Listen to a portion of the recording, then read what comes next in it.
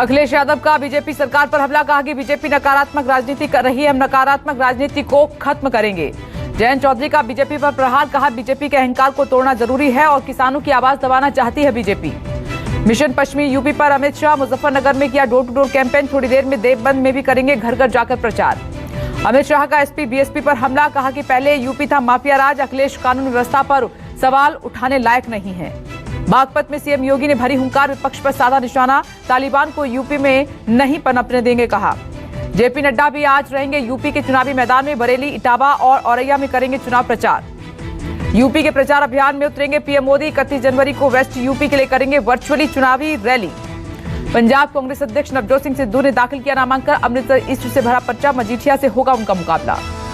Punjab CM उम्मीदवार भगवंत मान ने भी दाखिल किया नामांकन, संगरूर की धुरी सीट से चुनाव लड़ रहे हैं। केजरीवाल के पंजाब दौरे का दूसरा दिन है, जालंधर में प्रेस कॉन्फ्रेंस कर कहा कि हमने लोगों को डराया नहीं, दिल जीता है उनका।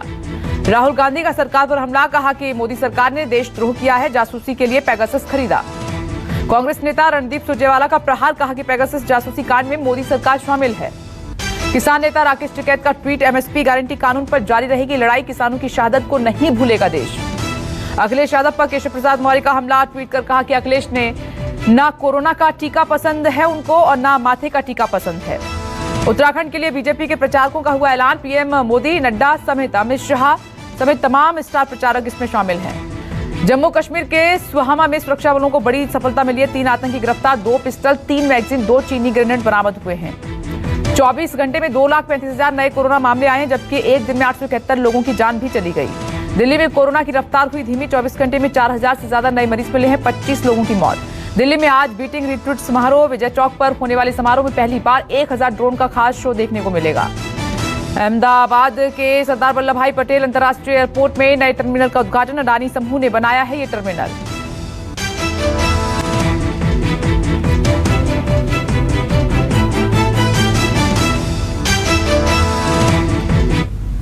नमस्कार, आप देख रहे हैं न्यूज़ 24, मैं हूं विपनेश माथुर। सीधे बागपत का रुख कर लेते हैं, सीएम योगी को सुनते हैं। सत्र के बीच में तो इन लोगों ने जो किया, मुझे लगता है कि कोई भी स्वाभिमानी समाज इसको कभी भूलेगा नहीं, भूलना भी नहीं चाहिए।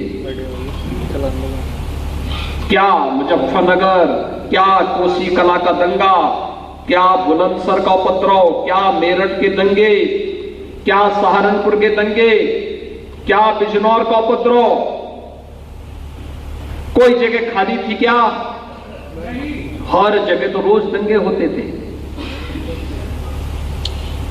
रोज होते थे। विकास ठप पड़ा था, अराजकता चरम पर थी। आज तो शांति है, आज तो दंगे नहीं हो रहे हैं, आज तो अराजकता नहीं है। आज तो किसानों को अपने खेत में अपनी मोटर सेट को बचाने के लिए, पंपिंग सेट को बचाने के लिए नहीं जाना पड़ रहा है। आज तो बिजली की समस्या नहीं है। हमारी सरकार ने तो बिजली भी दी और बिजली के दाम आधे भी कर दिए हैं। इनके समय में तो अंधेरा ही था, अंधेरे में रहने के अभ्यस्त थे, बिजली नहीं देते थे। भाइयों बहनों, इनका विकास का जो मॉडल था वो विनाश का था, नकारात्मक था, अराजकता पैदा करने वाला था। और यही कारण था कि विकास का सारा पैसा बटोर करके या तो अपने नेताओं के घर में भेजते थे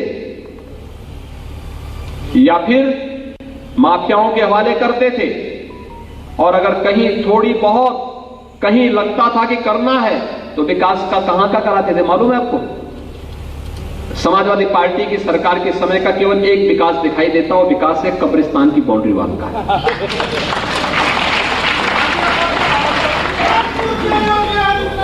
कब्रिस्तान की बाउंड्री वाल के बाद उनका कोई विकास नहीं दिखाई देता, ना सड़क का, ना बिजली का, ना पानी का, ना हाईवे का, ना मेट्रो का, ना एयरपोर्ट का, कुछ भी तो नहीं। और इसलिए भाइयों बहनों, ये सोतीगंज जैसी घटनाएं आगे भी चलेंगी।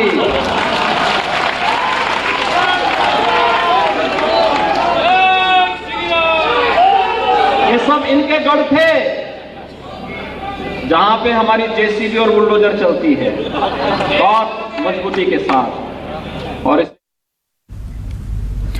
और बागपत के बाद मुजफ्फरनगर का रुख कर लेते हैं। आज जो केंद्रीय गृह मंत्री अमित शाह वहां पर पार्टी के लिए प्रचार कर रहे हैं, डोर टू डोर कैंपेन कर रहे हैं, वो तस्वीरें आपके सामने।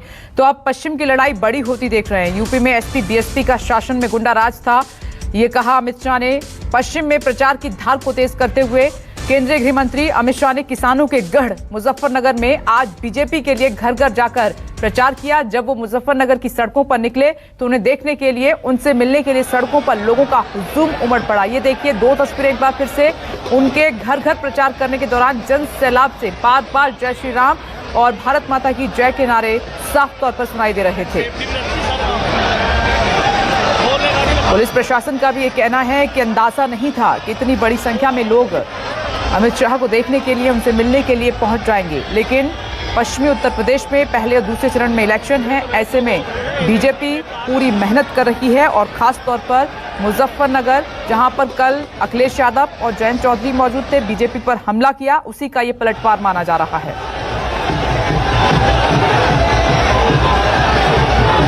अखिलेश जी और जयंत जी की मैंने प्रेस कॉन्फ्रेंस देखी।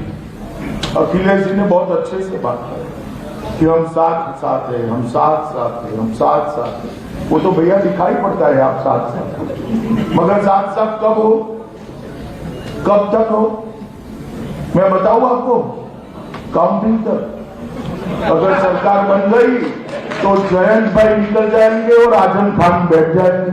अभी तो जेल में है, अभी तो जेल में है, फिर आप जयंत जी को उनके साथ नहीं देखोगे।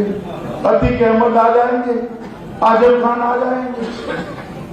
ये किस प्रकार से आप उत्तर प्रदेश की जनता को अखिलेश बाबू छलना चाहते हैं? क्या ये समझते नहीं है मुजफ्फरनगर वाले? सपा बसपा बसपा सपा के राज में माफियाओं ने इस प्रदेश को गिरफ्त में लिया था, गैंगे बन गई थी और धर्म के आधार पर, जाति के आधार पर राजनीति करने वालों का बोलबाला। भू माफिया हो और अनेक प्रकार के माफियाओं ने यहाँ पर अपना कब्जा जमाया था। और आज जब मैं आया हूं, कोई सुरक्षा की बात नहीं कर रहा है।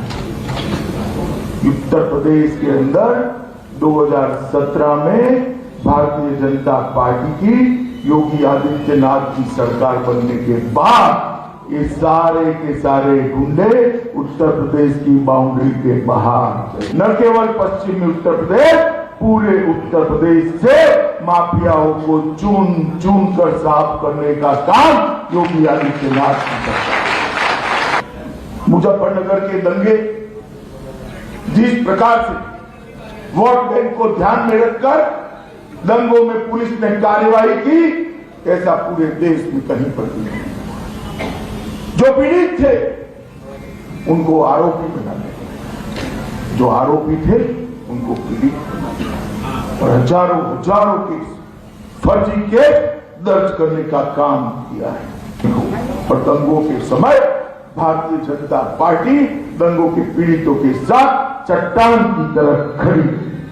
मैं आज भी मुजफ्फरनगर की जनता को पूछना आया, पूरे पश्चिमी उत्तर प्रदेश की जनता को पूछने आया, यहां से लेकर सहारनपुर की जनता को पूछने आया कि आप भूले हैं क्या दंगे?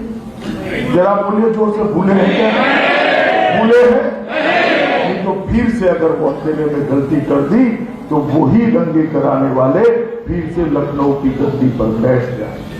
अगर कमल चुना तो दंगे नहीं होंगे। मुजफ्फरनगर और मेरठ के बाद आज गाजियाबाद में अखिलेश और जयंत ने साझा प्रेस कॉन्फ्रेंस कर बीजेपी पर हमला बोला। अखिलेश यादव ने इस दौरान जयंत चौधरी के साथ अपनी लाल पोटली को छूकर फिर किसानों के लिए अन्य संकल्प लिया और कहा कि किसानों की भलाई हमारी सरकार का पहला उद्देश्य होगा। गन्ना हो या एमएसपी, हम किसानों की हर मांग को पूरा करेंगे। इस दौरान जयंत चौधरी ने भी बीजेपी पर हमला बोला और लखीमपुर हिंसा किसान आंदोलन को याद दिलाकर किसानों से बीजेपी को हराने की अपील की।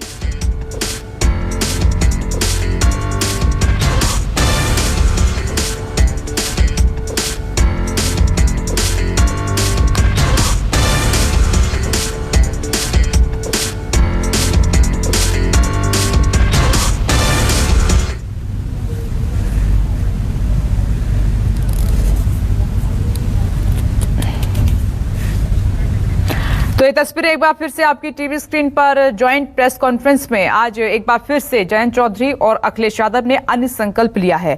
अखिलेश यादव हालांकि पहले से ही अन्य संकल्प हर प्रेस कॉन्फ्रेंस में ले रहे हैं। आज संयुक्त अन्य संकल्प लिया गया है किसानों के लिए और यहां पर दोनों नेताओं ने बीजेपी को 2022 में रोकने के लिए और साइकिल चलाने के लिए जीत अपनी सुनिश्चित करने के लिए ये अन्य संकल्प बीजेपी के खिलाफ लिया गया है। और साथ ही क्योंकि किसान इस बार बहुत बड़ा मुद्दा है, पश्चिमी उत्तर प्रदेश में जो 3 कृषि कानून केंद्र सरकार लेकर आई थी, 1 साल से ज्यादा उसको लेकर तमाम बॉर्डर उत्तर प्रदेश और तमाम राज्यों में किसानों ने बड़ा आंदोलन किया था और आखिरकार केंद्र सरकार को वो वापस तीनों कृषि कानून लेने पड़े थे। अब इसी तीनों कृषि कानून को लेकर, लखीमपुर हिंसा को लेकर बीजेपी पर अखिलेश यादव, जयंत चौधरी दोनों ही हमलावर हैं। ये अन्न संकल्प के लिए हम पोटी लेके चलते हैं। यही अन्न है जो हमें और आपको जिंदा रखता है। किसान जो हमें पेट भरता है और कपड़े दे पहनाता है, उसके हक में हम दोनों लोग लगातार इसी तरह से संकल्प करते रहेंगे और लड़ाई लड़ते रहेंगे जब तक भारतीय जनता पार्टी को हटा न लें और उत्तर प्रदेश से सफाया न कर दें। अगर हमारे पत्रकार साथी आप लोग भी कोई अन्य संकल्प लेना चाहें तो पीछे नहीं हटना। आप लोग भी हमारे साथ किसानों की लड़ाई लड़ने के लिए आगे आएं। और मैं कहता हूं, इस गाजीपुर बॉर्डर से और उस गाजीपुर बॉर्डर तक भारतीय जनता पार्टी का सफाया होगा। इसीलिए ये दोनों गठबंधन के लोग ऐतिहासिक जीत हासिल करने जा रहे हैं। आपने देखा कि मजदूर अपने घर पैदल पैदल चले गए। ये सरकार चाहती तो सबको घर पहुंचा सकती थी, लेकिन इस सरकार ने किसानों को मजबूर किया, मजदूरों को मजबूर किया।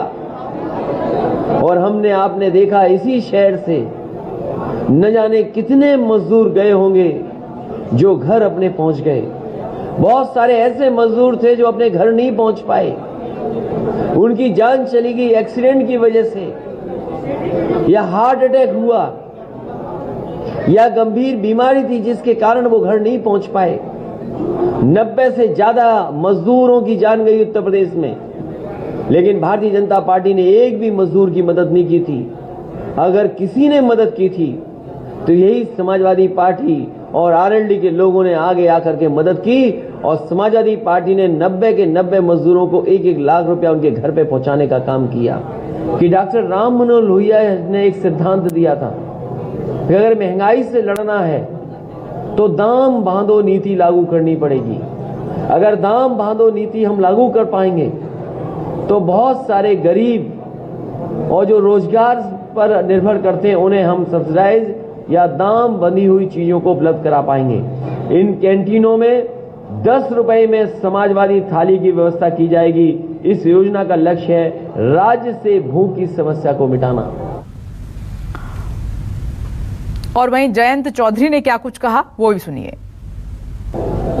कानून वापस हुए हैं, लेकिन जिस तरीके से लखीमपुर में किसानों को कुचला और जो तैयारी 28 जनवरी की शाम को सरकार और सरकारी गुंडों ने कर रखी थी, यहीं लोनी के भारतीय जनता पार्टी के विधायक की जो मंशा थी, कोई भी किसान बिरादरी से आने वाला व्यक्ति उस बात को भुला नहीं पाया।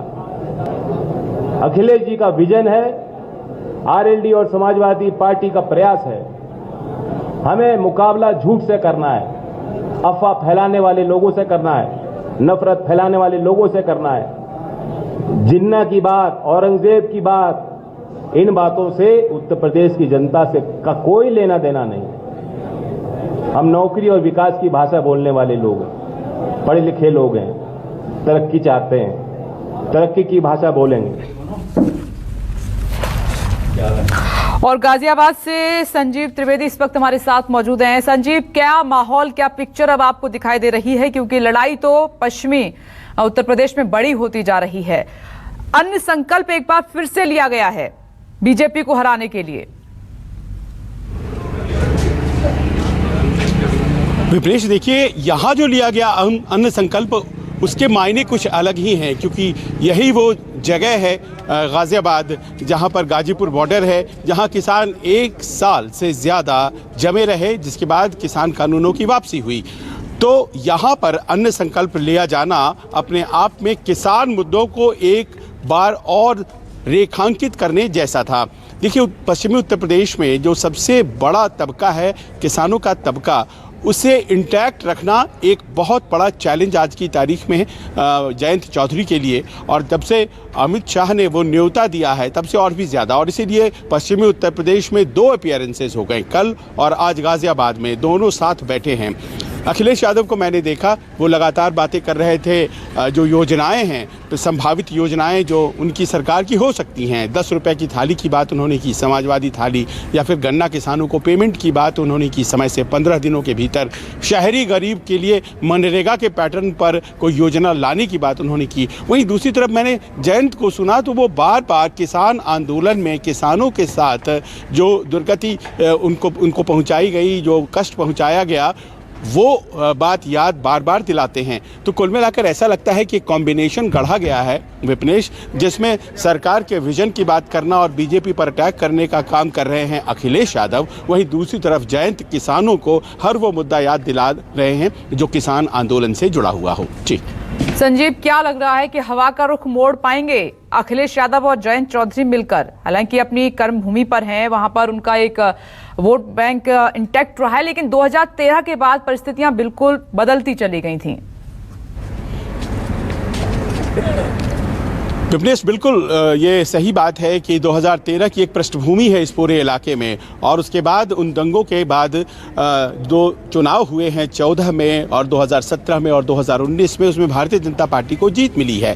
लेकिन पिछले 1 साल के किसान आंदोलन ने एक पृष्ठभूमि तैयार कर दी है कि वोट जो गठजोड़ होता है जाट मुस्लिम समुदाय का, वो क्या फिर से वापस आ सकता है? गाजीपुर बॉर्डर पर तो था, क्या वो चुनाव में ट्रांसलेट करेगा? एक बहुत बड़ा चैलेंज है, और शायद यही वजह है कि फिर से रेलिवेंट हो गए हैं राष्ट्रीय लोकदल के नेता जयंत चौधरी, और उन्होंने उस लेगेसी को, उस विरासत को फिर से इन्वोक करने की कोशिश की है। ये ज़रूर है कि भारतीय जनता पार्टी इस पूरे इलाके में बहुत मजबूत है, लेकिन एक अपनी ज़मीन तैयार करने में एक बार फिर से राष्ट्रीय लोकदल सफल हुआ है, और अखिलेश यादव की ताकत को जोड़ करके क्या बीजेपी को वो टक्कर दे पाएगा, देखने वाली बात ये होगी। गाजियाबाद और पश्चिमी उत्तर प्रदेश के कई इलाकों में मैं गया हूँ और विपनेश पाया है इस बात को कि टक्कर कई जगहों पर अब बराबरी की हो गई है, और ये बात मानना पड़ेगा कि इन दोनों ने मिलकर के भारतीय जनता पार्टी को एक चैलेंज देने में संजीव, आप सही कह रहे हैं, लड़ाई बड़ी और दिलचस्प